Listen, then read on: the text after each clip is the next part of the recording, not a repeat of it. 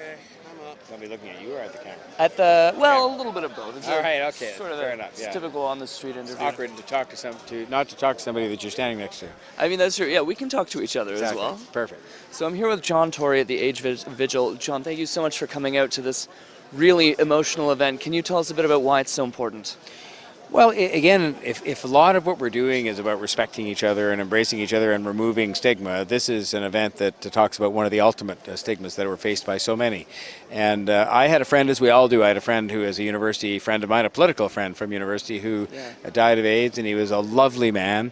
And it was just something at the time, this was a long time ago, that none of us were even expecting that anybody would die that was our friend in college. Yeah. So I come here to sort of remember him, but also to sort of be with this community who are people who are remembering each other, remembering friends they've lost, and making sure that those who live today with HIV are treated respectfully, and that we acknowledge the fact that things are different than they used to be, and people should not be stigmatized. Yeah.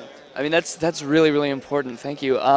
Can you tell us a bit about how, over your time in Toronto, that has changed? How have things progressed? Well, I've lived my whole life in Toronto, so when I was younger, you wouldn't have even talked about this. This conversation would not have been taking place, not because anybody would have arrested you or anything like that, but just because nobody talked about things.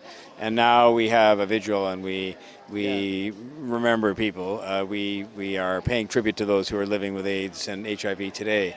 And it's just different. I mean, everything's open now. We still have a long way to go, but it is, what is the organization called? Canadian Love. It's all about love, and it's about acceptance, and it's about seeing the best in people, and that's a lot different than when I was young, when you just didn't talk about these things. You sort of ignored them and pretended they didn't exist. Yeah.